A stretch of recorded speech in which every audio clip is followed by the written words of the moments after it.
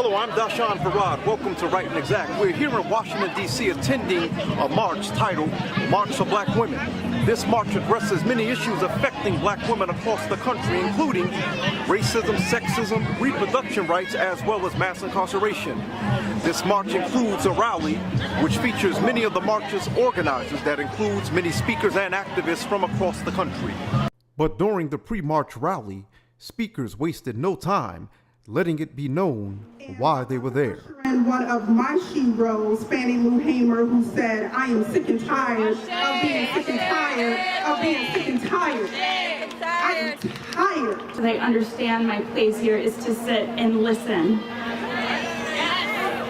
I also want to say that the reason I'm able to have this conversation is because the language civil rights leaders, black women, black trans women, have given us to be able to describe our experiences. So it is on your shoulders that I stand and I'm able to talk about what happened to me.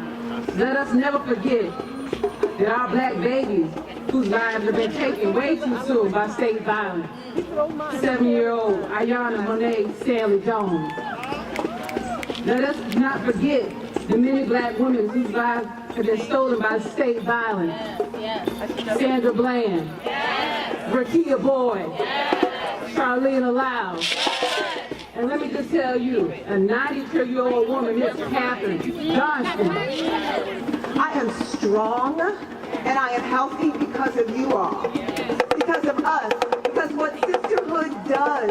Sisterhood makes us strong, and all these iconic images that we see of Fannie, of Ruby, they're alone, right? We are not alone. We bring people with us. We do that better than anyone. Black women are so generous. We have given the mic to white girls today. And we know what some of y'all did. I stand here in front of you today as a woman of privilege, and perhaps not in the way that you might think.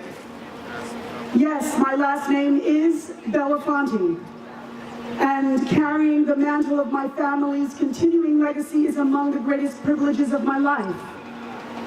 But I stand here before you today as a black woman of privilege because I have a calling. I have a purpose. And that purpose is one of the greatest privileges that any human can experience in a lifetime. An awareness of something greater than yourself. An awareness that calls at you and tugs you from the restful sleep to say, get up, stand up, and do something. Well, with privilege comes great responsibility.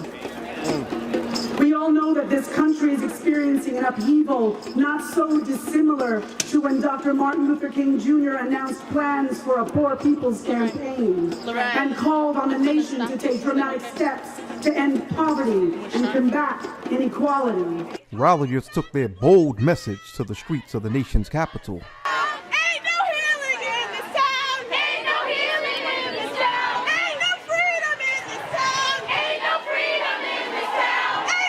We then spoke with march organizers and participants.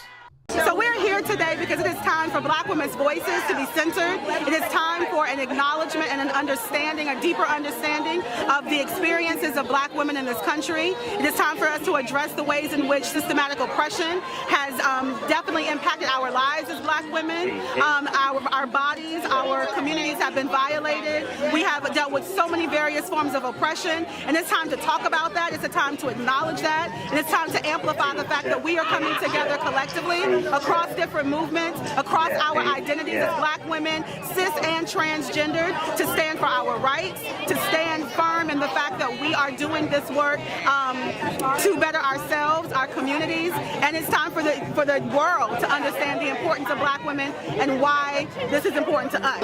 Oh, I'm here to support black women, especially black women entrepreneurs, because in order to build economic power for the black community, we have to have our own businesses, our own jobs. And that's not going to happen without supporting the businesses of black women and the movements of black women.